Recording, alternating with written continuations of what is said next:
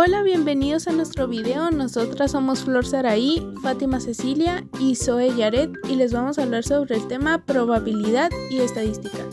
Método tallo y hoja. En el lado izquierdo se encuentra el tallo. El tallo se representa con decenas o centenas.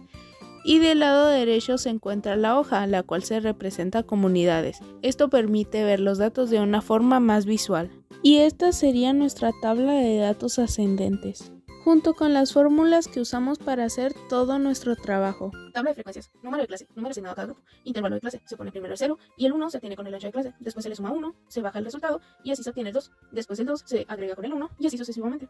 Frecuencia relativa, cantidad de datos que tiene cada intervalo, límite real inferior, el menos 0.5 que nos dio nuestro maestro se suma con el intervalo de clase que es 1, así se obtiene el 1.5, así sucesivamente. Límite real superior, el lado derecho del intervalo de clase se pasa para el límite real superior, pero agregando el 0.5.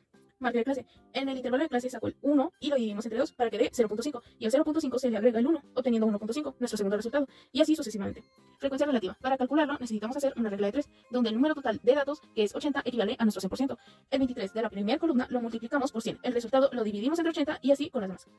Siguiente, frecuencia acumulada. De la primera columna de frecuencia relativa, el 23 lo pasamos a la frecuencia acumulada. Después el 23 lo sumamos con el 16 de la primera tabla, dándonos el segundo resultado, que es 39, y así con las demás.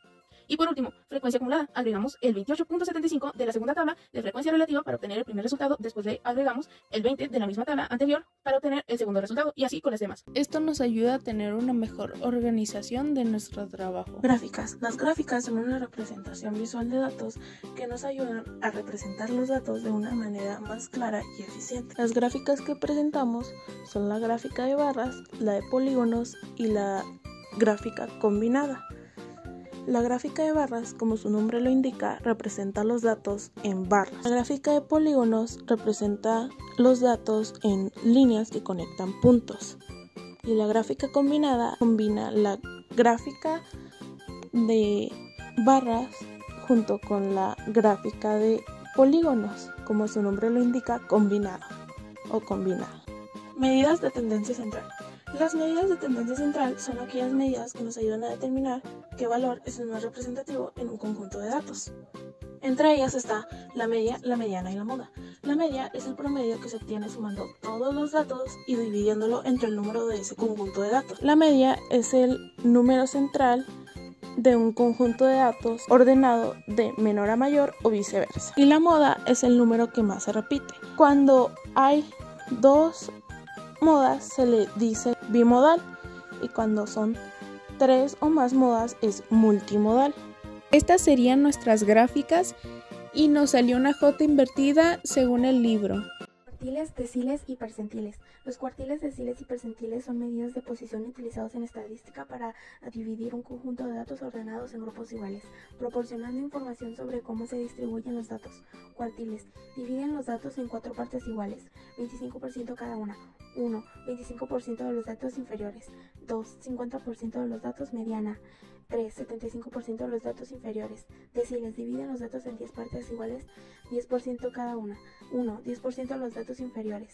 5. 50% de los datos mediana. 9. 90% de los datos inferiores. Percentiles dividen los datos en 100 partes iguales, 1% cada una. 1% de los datos inferiores.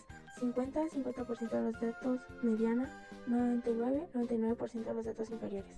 Y esta es nuestra tabla de cuartiles y deciles. Conclusión. Concluimos que mediante técnicas estadísticas como tablas de frecuencias, gráficas, medidas de tendencia central y percentiles, analizamos los resultados de una encuesta aplicada a 80 personas sobre su nivel de conciencia respecto al suicidio. Los datos reflejaron un nivel medio de conocimiento, destacando la necesidad de mejorar la educación emocional, difundir recursos de apoyo y desestigmatizar la salud mental. Estos resultados son útiles para diseñar estrategias de prevención más efectivas, enfocadas en la sensibilización, capacitación y creación de espacios seguros. Este análisis brindó un punto de partida para tomar decisiones informadas y contribuir al bienestar social. Muchas gracias por su atención.